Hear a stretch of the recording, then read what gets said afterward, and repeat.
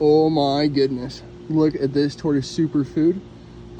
This is 100%, well, we'll not say 100%, but a large majority of my Herman's tortoises died. As you can see, it just gets munched all about.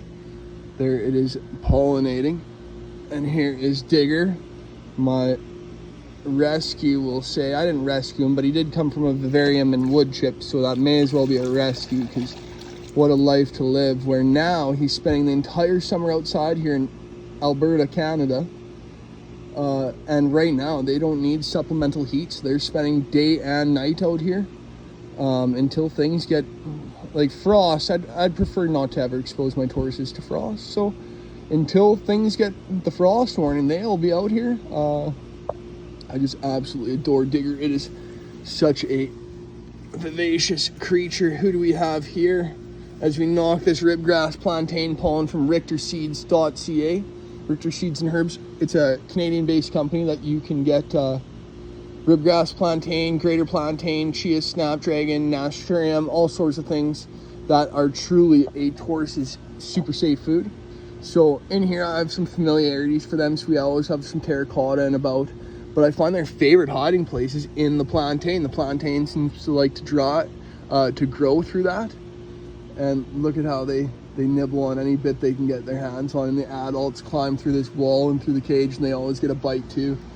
Here the adults are just chomping mallow, henbit, broadleaf plantain. There's some grass in there, a little bit in the diet, never does any harm, but it's of course not a benefit. Like, it's just a filler. Like, you don't need to eat craft dinner. So as an exotic pet keeper, I try not to feed my tortoises craft dinner.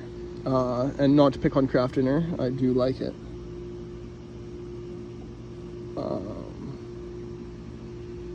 This one here, just looking at it, I'd have to compare it to other tortoises to see which one it actually is, because it doesn't have the familiarities that I'm used to. So we'll keep digging until we find more tortoises. They're usually in here. What the heck? What? We will have to keep looking. I often lose them in here, and I don't mean to lose them. They just get. I'm gonna see. Oh, here's one. Let's see. This one must be. This one's little Dodger. It's the littlest one for sure. That's Dodger. So the one that we had just found, that was Walker, and Dodger here is the smallest, but definitely one of my favorites as well. And what do we have? I'm missing a tortoise here, so I'll have to keep looking for that one. Maybe when a spare hand comes about. They've been, I'm not going to say estivating, but it's been so hot out, I think they've just tucked in the shade. And unless we kind of wake them up and bath them, I just find that they don't really get going to the extent. So we are still missing what I believe to be Trevor, as these two are. Yeah, those are the middle and smallest. So where the heck would Trevor have gone? Trevor's got to be in here. I'm constantly digging this place up. That makes me kind of nervous today. Or what is that? No. Oh my goodness. Look, you guys, at how deep of a hole I dug. So it's almost a finger depth deep. This is why you should bury finch wire. These characters dig and they move. Look at this.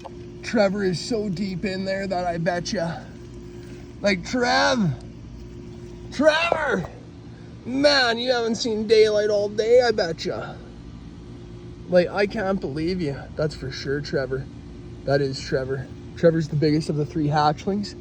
And in comparison, Digger's a yearling, and Digger is bigger. And within I think by next summer, Digger will be in with the adults, because Digger's just simply, look at the size difference. Digger's tough.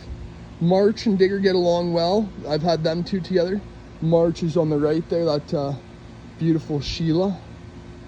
And I believe Digger especially at this point, to be leading towards a female with how flat, I don't know why my phone is, there we come. Digger with how slightly flaring and how round she is and how flat that bottom of the shell is there. There's no A shape, it's very roundish.